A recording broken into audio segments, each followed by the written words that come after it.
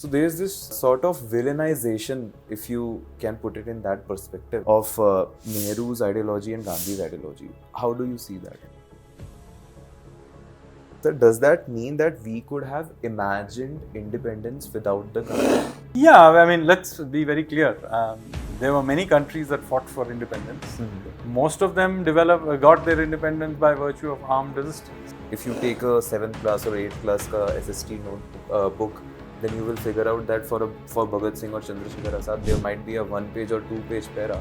But for Mahatma Gandhi, you are having these big chapters. And for example, Maulana Azad's Medical College is built on the site of the Delhi jail where many revolutionaries were hanged. So you're saying this was done intentionally? Yeah, absolutely. First of all, Sanjeev sir, thank you so much for doing this. I'm already getting really good vibes before even our conversation starts here on this podcast. I have been studying about you, trying to understand the persona that this person has. But I really say, out of this, this is a pure thought that you're really very humble, and I can feel the humility here. I can feel the humbleness here. And yeah, thank you so much for giving time, sir. Thank you for giving me the opportunity to appear on your podcast, and let's get going. Yeah. So coming from a family background, sir, which has produced such great people, revolutionaries, teachers, freedom fighters, whether it's Nalan Sanyal, sir, whether it's Sachin Sanyal, sir, when you see what they have done, what they have produced, what they have given to this civilization, that they are still learning and they are still relevant, do you ever feel you are having a bit of onus or bit of pressure on your shoulders to carry forward this legacy?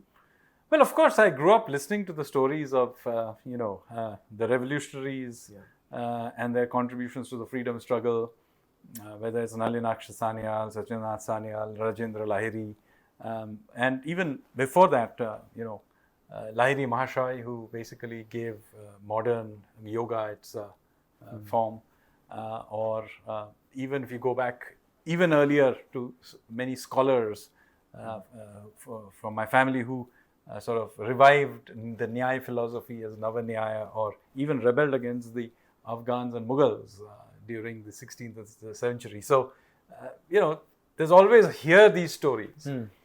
But I can't say I was under tremendous pressure to do anything in particular beyond what I think the average Indian middle class family presses you to get on and do. But this is not a middle class family, I'm assuming. This is no, I mean, they're well-known characters, but my father was a civil servant and my mother was a refugee. So it's not that I grew up in a wealthy environment. These are well-known people, but they're not necessarily, it's a solidly middle class, upper middle class at best family. So like any middle class family, I had the usual pressures of studying and doing other things. Maybe no more or less than any other, I would say. Yeah. Speaking about bureaucracy only, sir, you have been continuously advocating this thought that at this moment, this current generation should not spend so much of time in UPSC and preparing for government services or UPSC services.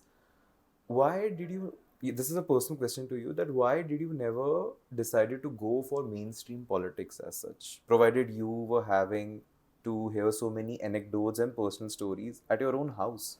You could have taken that path of mainstream politics. I mean, my family's links with politics, if you call it that, were pre-independence politics. Yeah. I mean, Nalinaksha Sanyal did do some politics after independence, but by and large, most of these people you're talking about many of them didn't even survive till independence. But the few who did, basically did other careers. So in that sense, I did not grow up in a political family. So it wasn't something quite there. And you have to remember that I am really a product more of the 80s and early 90s. And you have to remember what's going on in that point in time. You have, when I was in college, in Sri Ram College of Commerce, what is going on? The Berlin Wall falls, Soviet Union dissolves, we have an economic crisis. We have, as a result of it, liberalization. So while there may be a general background sort of thing about my family having contributed something, etc., But in my daily life, that's not what I'm thinking about. What I'm reading in the newspapers is Manmohan Singh announces, the liberalization of the Indian economy. So in some ways, I'm influenced to a very large extent by that, rather than maybe my family Something legacy. happening at your home. Yeah, I mean, I took it for granted. Sometimes you do not value What you already have. and it was generally there. And in fact, even I, until I really began to research the book Revolutionaries, did not quite appreciate the importance of some of those anecdotes also. It's only when I wrote the book Revolutionaries and researched for it that those random anecdotes began to make sense to me. So even I myself didn't quite appreciate the import of many of these things. So my own attitudes were more driven by my childhood in communist-ruled Kolkata and the decline of Kolkata that I saw, the collapse of our economy, the opening up of the economy, the revival of the Indian economy that happened subsequently, and hence my deep suspicion of anything socialist comes from that experience in many ways. The use by the elite of manipulating these socialist ideas to actually perpetuate their own power. So these are some of the things that turn up in my books also. My suspicion of What could the have Lal Bindi NGOs, my suspicion of big government. All of this is really the result of my own experience of growing up. It is a different matter that people like Sanjeev Sanyal, full 100 years back, were also suspicious of Marxism. But I can't claim that I derived my thinking from him, because I, frankly, growing up, other than the odd anecdote, I really didn't know very much about him. It's only when I really grew up and read his book, Bandi Jeevan, and that also much more carefully while translating it or getting it translated, that's when I really began to understand what was going on. Did you ever feel polarized? Because why I'm asking this question is, when you see Sachin Sir's cult and the people who were following him, he used to advocate Hindu views a lot, but his followers were Marxist.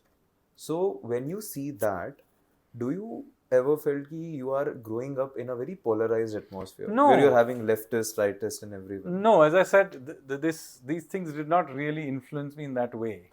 I didn't know Sachindranath Sanyal as anything other than a revolutionary and freedom fighter who was my granduncle, or Nalinaksha Sanyal as anything other than somebody who had been, the effective leader of the opposition in the Bengal assembly during the 1943 Great Famine.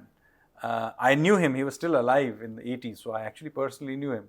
But I knew him as my great-grandfather. So I don't think, maybe in a very diffuse sort of way, they may be, but I can't say I grew up in a family that was particularly polarized. But I did develop very strong political views because, as I said, of the experience of growing up in communist ruled. At a very young age. And grew up in communist ruled Kolkata. And then later on, my age group were at university when many people's political views developed. Is when the Soviet Union collapsed, our economy also collapsed. We went through those reforms, the economy revived. We were the first generation of people who kind of routinely began to look for jobs in the private sector. So, and made a success of it, and so on. So this was in some ways the bigger influence in my thinking.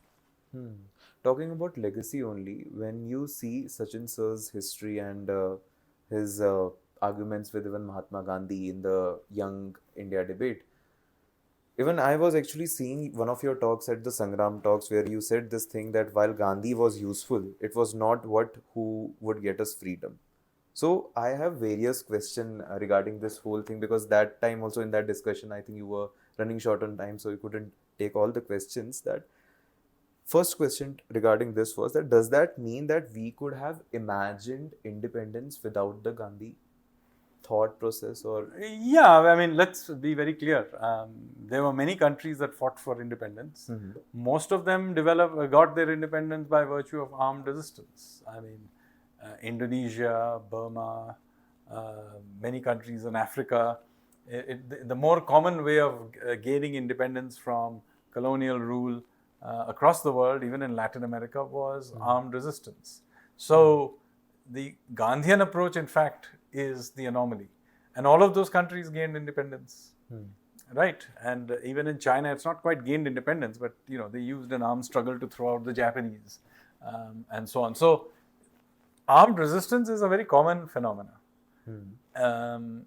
It's India's sort of non-violent movement that is the anomaly, and my own view is that there is no reason to believe why we would not have become independent if we didn't have the non-violent movement. I mean, some sort of a violent resistance could have also generated the same outcome. After all, even the freedom fighters of the revolutionary path were, after all, following the likes of the Irish or the Italians, who had very recently received freedom at that time.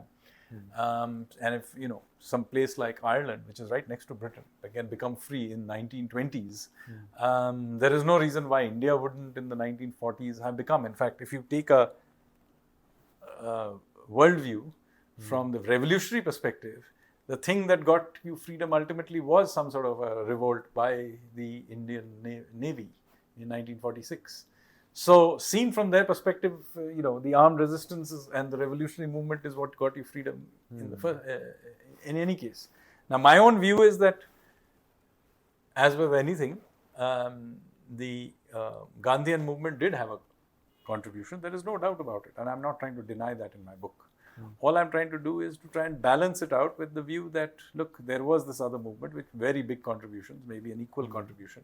Do you feel if Chauri-Chaura didn't happen and non-cooperation movement was going with the pace it was going, that would have led to freedom? Or it is it's a possibility. Assumption? It's a possibility. I mean, one doesn't know. History is quite random. But it is the case that people living at that time certainly did believe that was how at least the revolutionaries thought so. So if you read some of the pamphlets that were found during the 1946 naval revolt, some of those pamphlets actually state that, we should have got independence 25 years earlier, which would have been 1921. So what are they referring to? The non-cooperation movement. So there was a feeling at that time in a significant segment of society, particularly those of revolutionaries, that somehow we should have gained independence earlier.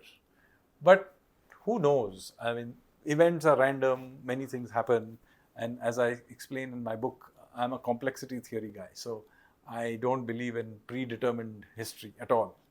But I will say that given that virtually every other country in the world got its independence through armed struggle, the fact that we would have succeeded eventually in doing that also is quite high. And as a historian, what do you feel, if we remove the non-cooperation movement aside, then what was the role of Gandhian philosophy in leading to freedom of India? Well, what he did do, and you have to give him credit, is that he did make it easier for a lot of people to participate in a way that the revolutionaries simply couldn't. Because do remember, this was the British Empire, and they were ruthless, they had the bigger guns, and they were willing to use them repeatedly. And so, in that environment, not surprisingly, a lot of people did not want to get involved in a movement where you had a high chance of getting killed. Now, so there were some part of the population which was willing to go into revolt. But mobilizing the bulk required perhaps a person like Gandhi. Now, one could argue that such a mobilization could have happened by somebody else as well. I mean, it's not that the Congress party came into being. I mean, people like Lokmanya Tilak and C.R. Das, etc., were also capable of rousing crowds in a political way rather even than... to some extent Bhagat Singh and No, not quite. So, the not quite in the way Gandhi was able to do. So, I think in some ways people like Bhagat Singh became big names after they were martyred. So, there is no doubt that Gandhi did play a role in creating a mass mobilization in a format that allowed more people to get involved. I certainly grant him that, and I think even the revolutionaries granted him that. If you read Bandi Jeevan and Sachin Sanyal, he says so. But I do also think that that has in some ways been overplayed in our textbooks, and the role of the revolutionaries and the more armed response has been deliberately underplayed in our textbooks and the official commentaries. And one of the reasons I wrote the book is to rebalance this. And why do you think this was trivialized so much when it comes to other freedom fighters? Like you read, if you take a 7th class or 8th class ka SST notebook book, then you will figure out that for Bhagat Singh or Chandrasekhar Azad, there might be a 1 page or 2 page para. But for Mahatma Gandhi, you are having these big chapters and you are making them So that is understand this obvious because basically what happens is at the time of independence, the revolutionaries do not have any leaders. Right? All their main leaders are dead or they have somehow drifted away from the movement. Yeah. So you have Netaji, Rajbihari, Sachin Sanyal, Chandrasekhar Azad, Bismil. All these people are dead. And there are only 2 revolutionary leaders, ironically, who were still around. One was Savarkar and the other was Sri Aurobindo. And both of them, by the way, were the people who started the movement. But by this point, they were both very old and they had drifted away to other causes. So there were no active revolutionary leaders at the time of independence. So what happens is that it is the Congress, and particularly the Gandhian wing of the Congress, that captures power. And not human frailty maybe. They exaggerate their own role in the entire thing. And that requires then to reduce the role of others. And you see that being done quite systematically. It's not, you can see how that was done. Many of the places associated with the revolutionaries perhaps were torn down or built over and so on. That, for example, Maulana Azad's Medical College is built on the site of the Delhi jail where many revolutionaries were hanged. And so you're saying this was done intentionally? Yeah, absolutely. When the jail was being torn down, the revolutionaries did put a petition up saying that at least the place where hangings were done should be retained as a memorial. But that too was torn down and gotten rid of, even though Nehru had personally, said that he would make sure that place is turned into a memorial. Similarly, Cellular Jail, such a major important place. What you see today is a very small part of the Cellular Jail. Jail was a massive, big complex. And most of the radials have actually been torn down. Even the little bit that is saved was saved at the very last minute because of public protest. And that is now a memorial. Otherwise, nobody would know what the Cellular Jail looked like because it would have been torn down. So this same thing happened even with major events or other major events of the movement. So you see, for example, 1946 naval revolt. Almost nobody in Mumbai also knows about it. There's been some interest in it in the last 2-3 years. But growing up, I had never heard of the naval revolt of 1946. Okay, it's only when I began asking, I discovered by chance in Kolaba a small memorial to it, and then began asking older members of my family. I said, yeah, this happened, this is a very important thing. Yes, but why did you write about it? It just somehow got kind of suppressed. Yeah, and even when I was reading your views about history, you're very much against the Nehru's idea of socialism, or the way he was seeing the way to build economy is through focusing on coal and steel, iron, and some other stuff related to that. And even I actually got to this very interesting perspective when I was engaging with a writer called Utpal Kumar, if you have heard about them. No. So he wrote this book, Bharat Rising. So there he said this one thing to me that actually this is a thought, I guess, of Winston Churchill. I would have to fact check that. But the thought was that Britishers said that we will leave India, but we will keep a part of it. So do you feel that part of it to some extent, whether you start from Kashmir or you go to what has been written in your textbooks, that part was actually Congress? I'm not quite sure what you're trying to say, but it is true that when the British left, much of those who sort of gained power as a result of it were not necessarily those who had fought for independence. In fact, the Nehruvians, to be fair, Nehru and his group had contributed to the freedom struggle and gone to jail and so on. But having come to power, first of all, they push out other streams of the freedom fighters like the revolutionaries. But then they also do something very important, which people don't always remember, which is that they then promoted the collaborators to continue being in power. So you have to remember that there was a sizable part of the Indian elite which has actually collaborated with the British and benefited from it. And having become independent, this class actually became the inheritors of independent India. So there were all these government officials and police officials and informants and all these kinds of people who had worked for the British. They were already inside the system. Now the British leave, and in most other countries, the people who had been collaborators are clearly looked on with some suspicion or sidelined or whatever. In India, actually, these are the people who get promoted up faster. And so if you look at the 1950s and 60s, who are the people in positions of power? They are actually the people who had collaborated with the British rather than those who had fought for independence. And so, and in fact, in many cases, the British continued. People forget that, the Indian Navy chief was British till 1958. So, full 11 years after we became independent, the British were still running our Navy. So, given that that is the context, a lot of the attitude of the elite post-independence is not those who have fought for independence, but those who had collaborated. So that is indeed the case. And this elite then discovers that one way of perpetuating their own power in an environment where you have, a somewhat restless population is to use the rhetoric of socialism and create a license permit system that they control in the name of the poor.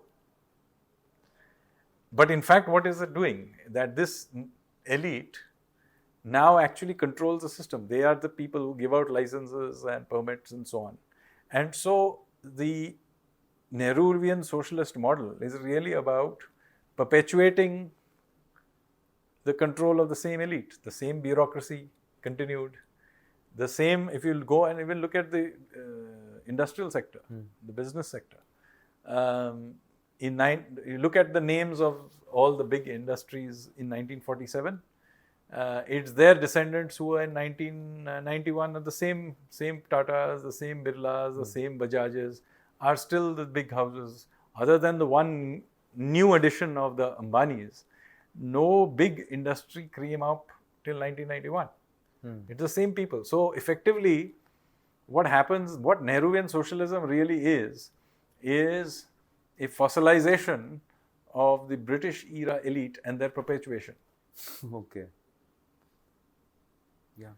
And so liberalization, it's very interesting. People forget the moment of liberalization.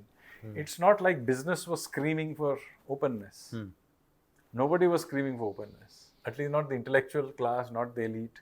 Many of the, you may say that, people who are business community, the capitalists would be screaming for openness, but in fact not. If you go back at that time, you'll see many of India's top industrialists were actually saying that liberalization is a bad thing. Our professors of economics were saying it's a bad thing. Almost our entire intellectual class was against it. It happened because we were forced to open our economy because we had a crisis and the IMF had certain conditions that forced us to do it. But it wasn't the case that we were under, that there was a change of heart, because the intellectual class, the business class, elite, the political elite were rather happy with the situation that existed. It generated poor growth, and the vast majority of Indians remained very poor in that system. But it retained the power base of the elite. The political elite could be the same dynasty would keep generating, where not just the Nehru-Gandhi family, but other political dynasties could continue. Business dynasties could continue. everything became a dynasty. Even Bollywood became a dynastic system. So the elite, that controlled system was very good for elite perpetuation. But not for the middle class or the But it is lower not middle good class. for anyone else. Not for the poor, not for the middle class. Might be कि वहाँ पे उस time पे segregation था ही नहीं. The segregation didn't exist. No, there was a middle class. India had even a pre-independence middle class. But it got fossilized. It wasn't expanding the way you are expanding. It wasn't that people from the poor classes were being sucked into the middle class. That is something that has happened over the last 30 years. And speaking about today's time, because of internet and social media and people coming out, especially authors who have written these books, which now explicitly puts out the facts of history. So there is a sect on social media who have now openly started criticizing Nehru and Gandhi's ideology about various things. So there is this sort of villainization, if you can put it in that perspective, of Nehru's ideology and Gandhi's ideology. How do you see that? See, as long as it's based on facts, people can have different opinions. That's what an open democratic system. Why is Indian intellectual life have to be in some way hostage to one ideological frame or the other? As long as it is done in a way that is intellectually honest and based on facts, every ideology can be put forward and criticized, followed, promoted, as long as it is done in a way that is not holding anyone. Not holding anybody back, but also is based on some foundation of evidence. And moving towards life over two beers. So my first question regarding this book is, the moment I started reading these short stories, there is no end or start to this. They just start out in a situation. So there is this thing when you are from English honors, you study this, that is nonsensical literature, which was majorly very prevalent during the Russian Renaissance wala period. So were you sort of inclined towards that part of the literature that used to promote absurdity or having no sense about writing what you are writing? No, maybe I was influenced by, I read a lot of things, so I may have been influenced in various ways. But my writing style, remember, this is satire. Yeah. So satire has an element of the absurd. But the way you achieve the absurdity is actually through hyperrealism. Satire works because it must sound at some level true. And when you present what you commonly see, what is is true, but in a slightly exaggerated, hyper-real way, it begins to appear a little absurd. That is what satire basically is, not just mine, anybody's satire.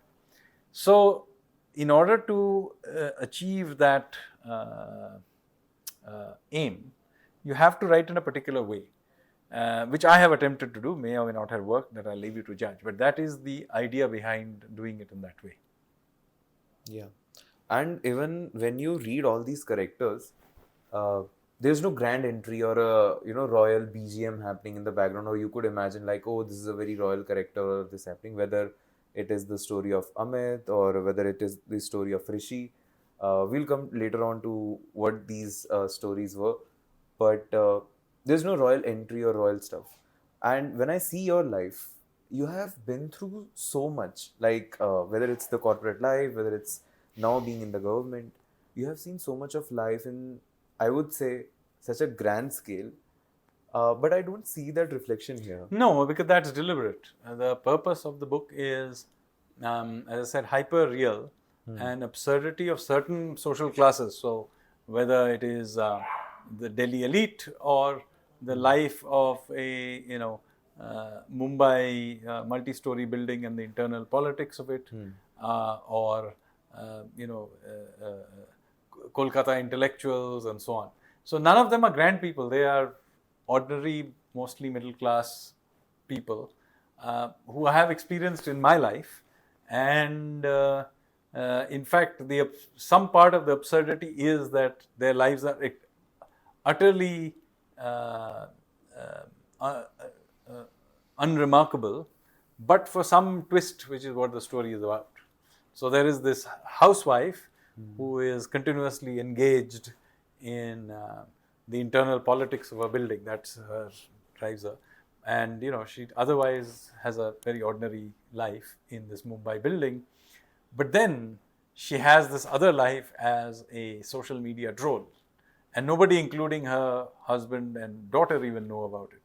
So that is what is the twist in the story, and also in a sense the truth of our times, because we all deal with, if you happen to be on Twitter or Instagram or any of these social media platforms, there are all these people who are very famous.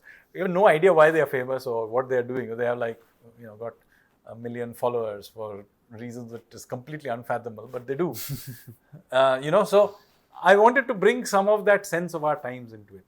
It therefore has to sound a little ordinary in a certain way, because that is what brings out that feeling. Also, this very famous discussion, you will always end up in this discussion whenever you are talking to someone who studies philosophy and literature: free will versus destiny, or free will versus fate, however you want to put it. When I read stories like that of Life Over 2 Beers, the specific short story I'm talking about, was there a discussion or was there a theme of this free will versus fate that you were trying to show? Because actually I figured this out in the end, when again he's in the same place and there is another person there asking him that, I'm from this. No. So one of the points about all my writing, not just this book, and this is also shows through in my economic policy making and economic surveys.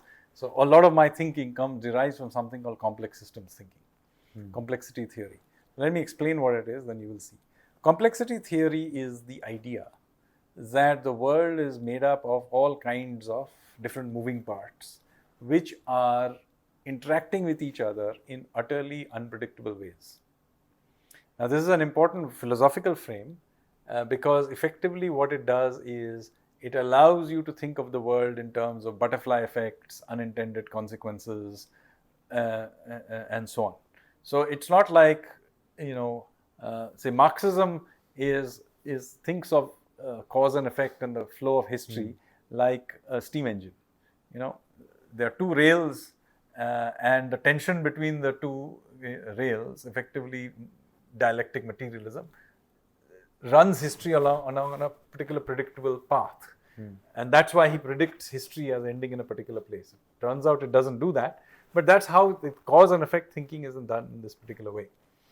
There are other ways of thinking of history. Many of them tend to be deterministic, that they see that his life will turn up in a particular point, and there are certain kinds of influences that have an overwhelming force that lead it in that direction.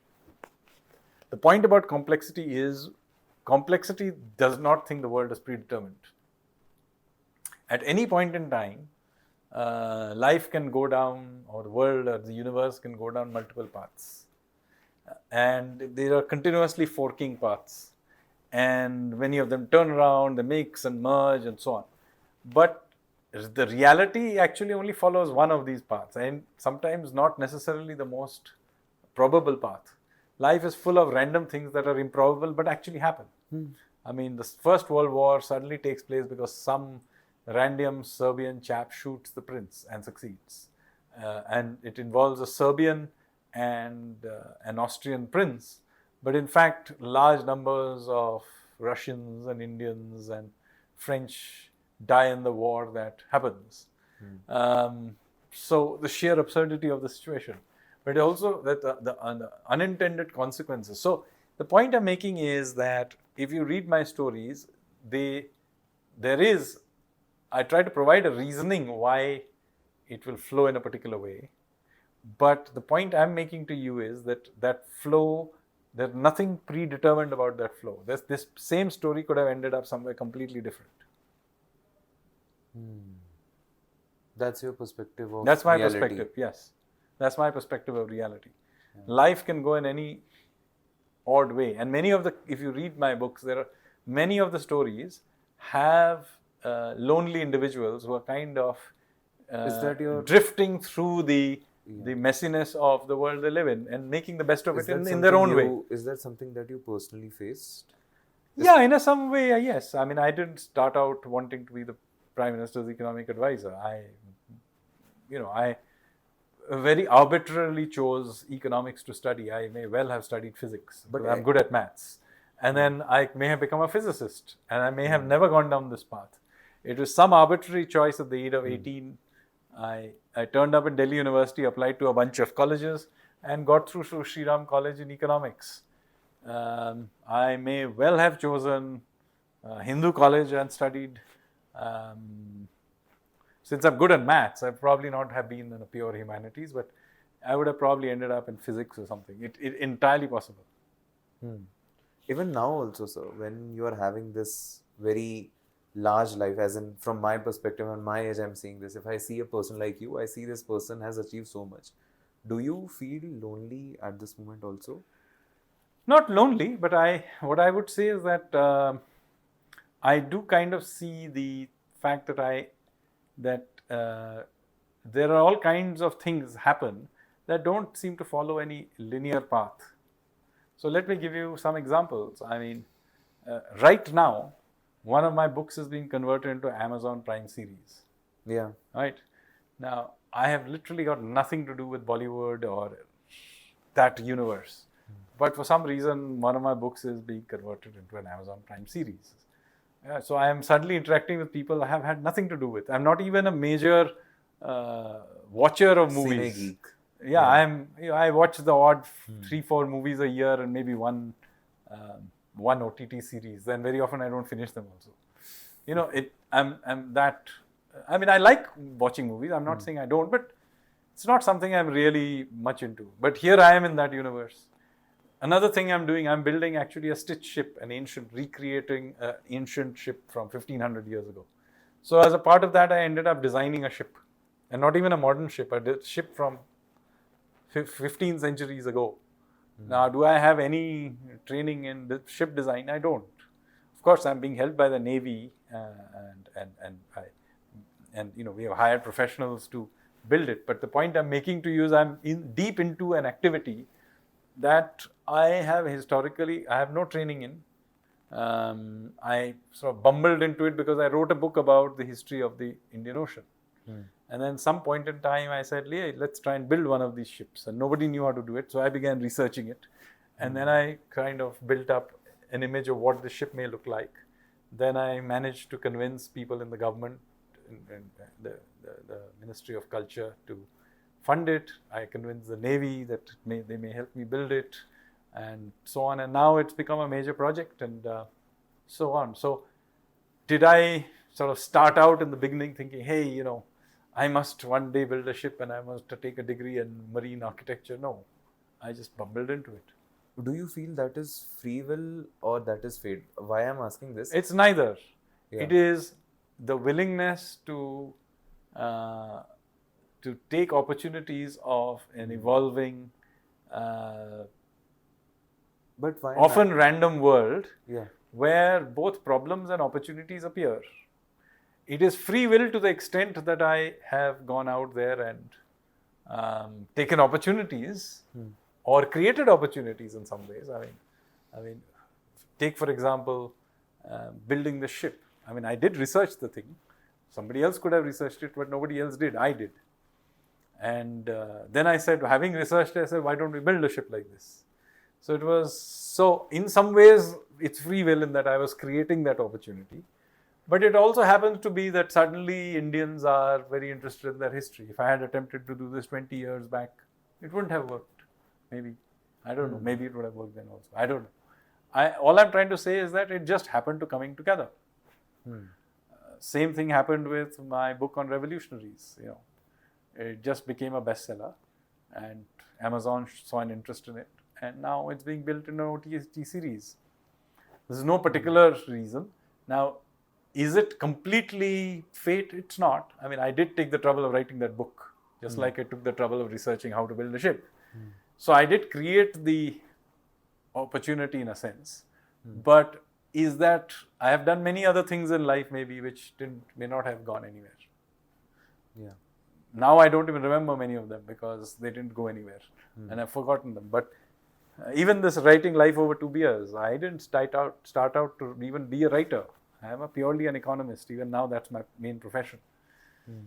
But I became known as a writer because I actually wrote a bunch of stories for no particular reason at all to start with, other than some afternoon sitting in Singapore listening to music. I just began typing on my. Was that time period of your life a bit low time period, or No, were it was just normal? I had two young kids.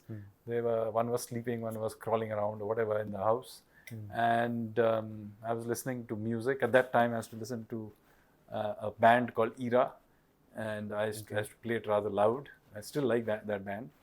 And it's an afternoon, it was hot outside, you couldn't go outside. So it's a nice Sunday afternoon, I've got a laptop. And I began typing a story. I wrote one, and I wrote another one, and wrote another one. And after a while, I had a whole bunch of them. And I tried to publish them. And nobody wanted to publish them. So when I finally got to Penguin with these stories, they said, look, we don't want to publish your short stories because, by the way, in case there are some writers out there, do remember that poetry is impossible to publish. Short stories is also very difficult. So you want to get yourself published, do something else. So Penguin said, look, by this point I was a sort of a getting known economist, up and coming economist. So look, you're becoming a somewhat better known economist. Why don't you write a book on economics? So that's how I wrote my very first book called The Indian Renaissance, which is a book about India's rise as an economy. But it was a side impact, a random unintended consequence of trying to publish short stories, which I published a full decade later.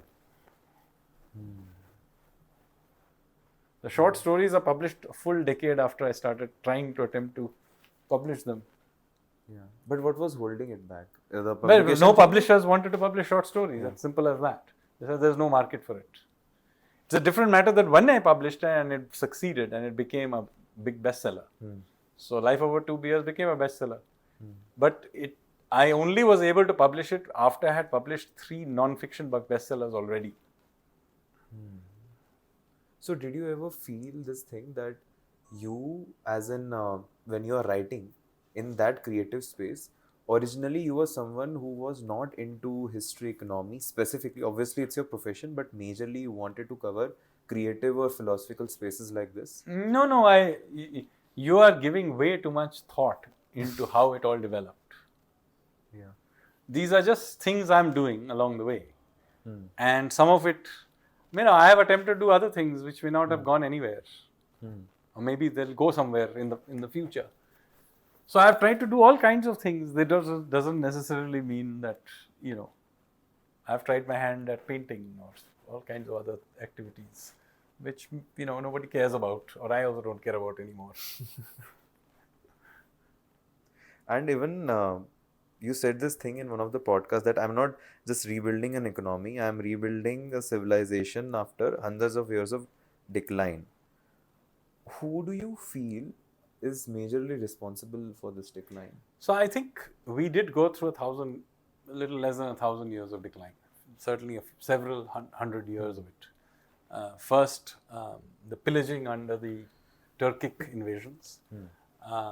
Then the confusion that happened during the decline of the Mughals and the takeover by the colonial powers.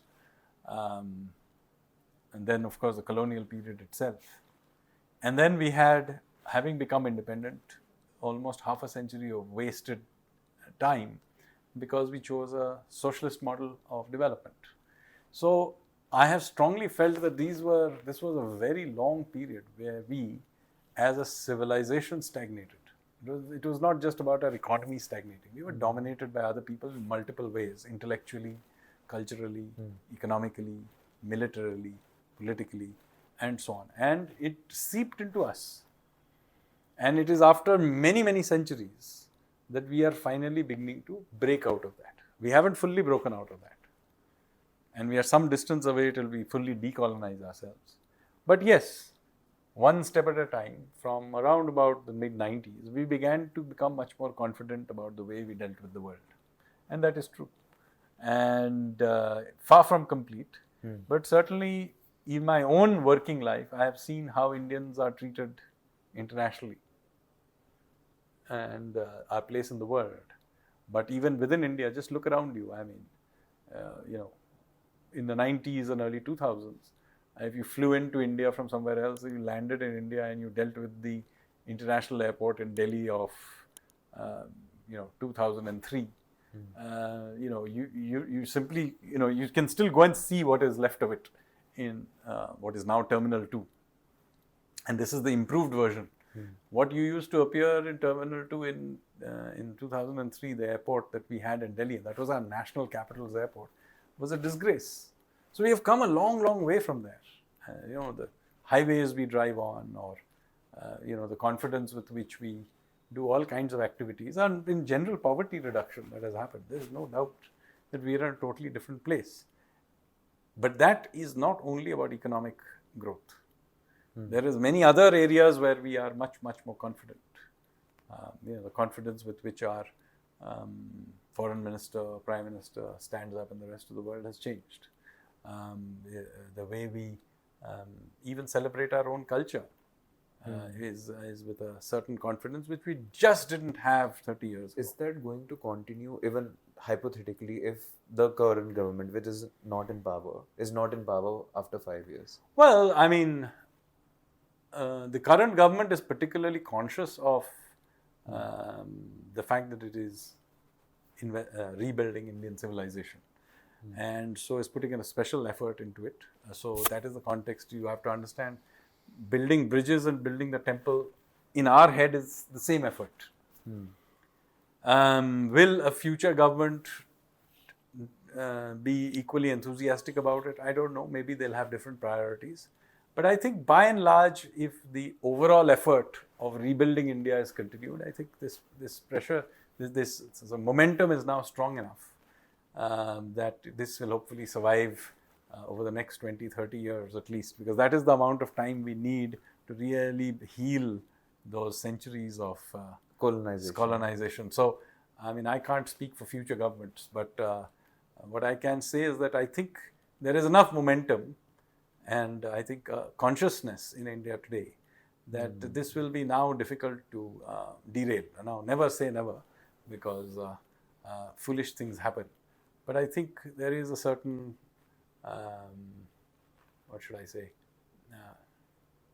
feeling that, this is our moment in history.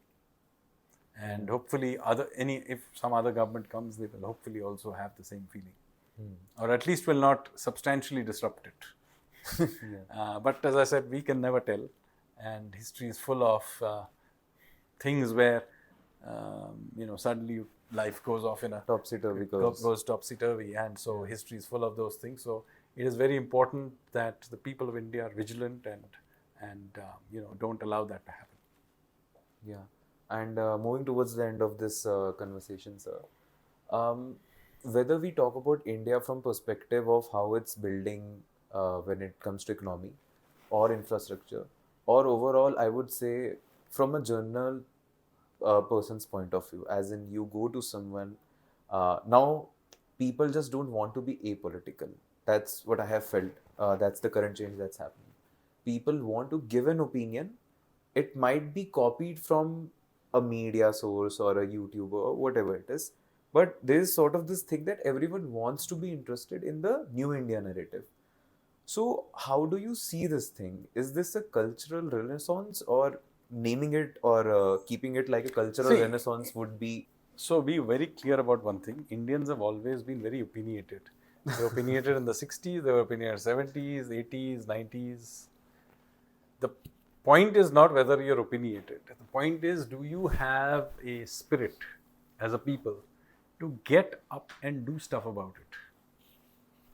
That this India at the moment has. That India of today definitely has. There is a certain confidence that simply did not exist before. Okay? So certainly it began changing in the 90s and it has now gathered momentum. But if you go back to the 80s, we simply did not have it. And it shows through in everything. Even in the way we play cricket. Okay? You saw how we won the T20 World Cup. Yeah. It was a defeat that we converted to victory. Yeah. Historically, you go and look at Indian sports achievements, you will see the few instances where we usually are instances where we have overwhelmingly won something. Very few instances where something has gone to defeat and we converted to victory at the last minute. We just didn't have that spirit. Well, so that is the real change. The thing that you can convert a defeat into a victory is a new thing. And while flashes of that would happen in the past, it is becoming much more frequent, and not just in cricket. It happens in badminton. You will see this now spreading to other things. Same thing will happen, the confidence with which we deal, for example, in the Indian Ocean world. Right now, the Indian Ocean is free and open for trade, largely because of the Indian Navy. We are operating in, far away from India in places like the Red Sea and so on.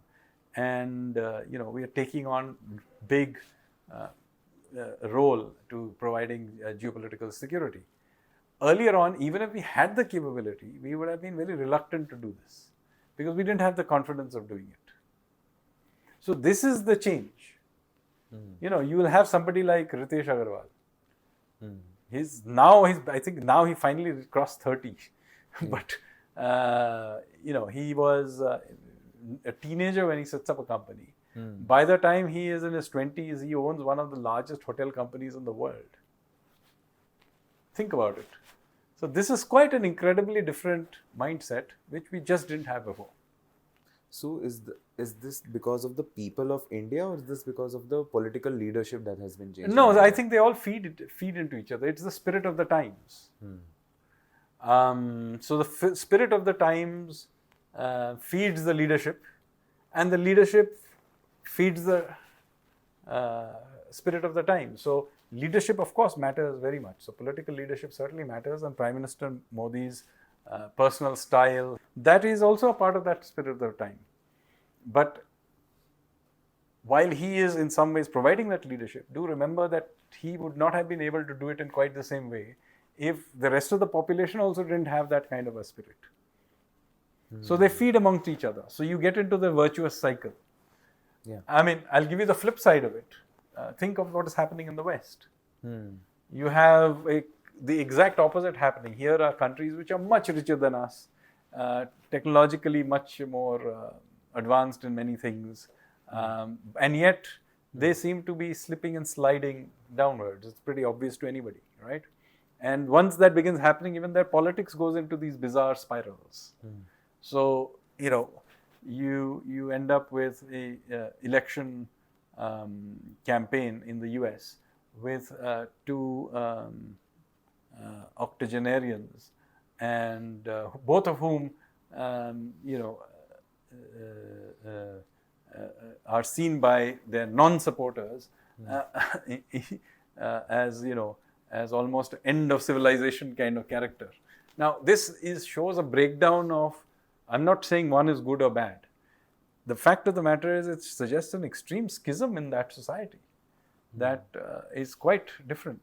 And you are seeing that in France as well. I mean, you saw with the rise of the far right and the entire left and center ganging up on the other side. The schisms that are appearing in Western society are quite different from the way you would see it in India. Of course, here also there are schisms, but I think it's not as polarized as you would see it in if you go to Western countries. So you really have to go to the West to realize how extremely polarized things are. If you go to the US, there are literally offices where the Democrats and the Republicans don't talk to each other now. In India, people have different views and they can be quite strong about it, but in an office, all kinds of views exist, and afterwards people will go out and have a drink. That has completely broken down in many parts of the rest of the world, and people don't realize this. That for all the noisiness of our democracy and the debates, etc., you will find every family has different people on different sides of the equation. They may go out and vote for different people, but may otherwise carry on. Yeah. So that is quite different. I think people don't. We Indians do not. give enough credit to ourselves. We are having a tendency to copy someone else and Yeah, I mean, look, their if you culture. look at it, I mean, our democracy quite clearly is more vibrant and healthy than those of pretty much any Western country at this point in time. I mean, the breakdown of political life and the debates the puerile debates that you have in most Western countries is completely crazy. I mean, some of the debates about, you know, is gender a reality? I mean, yes, it is. But why is this a matter of debate? I mean, you already have a situation where fully formed men are competing entirely legally in women's sports, right? And breaking records, which are official records. Now, this is the sort of thing that doesn't happen in India. We tend to beat ourselves up, but frankly, if you look at debates in India about economic policy, you can take whichever side you want. They are actually a very, there is some debate to be had in some of these issues. Whereas if you look at the debates that are happening in many of the Western countries, they are not even debates. I mean, some of it is utterly absurd. They're just propaganda. It's not just propaganda, they're non-debates. I mean, denial of biological sex is crazy. I mean, it's a fact. But this is the puerile debates that you have in cultures that have now gone into severe and rapid decline. And of course, it's possible they'll dig themselves out and better sense will prevail. As I said, history does not follow any predetermined path. So it's entirely possible that Western civilization will renew itself. But as things stand, one needs to be very worried about how things are breaking down there, and it is of importance to us because obviously, we live in a world where we have geopolitical links with them, we have economic links with the rest of the world. And we would like the rest of the world to be healthy because that allows us to export to them and grow our own economy. But that's how the world is, and maneuvering through this rather murky terrain is what India will have to do over the next couple of decades. I guess this is the debate we leave people to hang on to in their own lives. But in all good spirits, it was lovely chatting with you. So I really hope I was able to do justice to this conversation. It was wonderful to talk to you as well.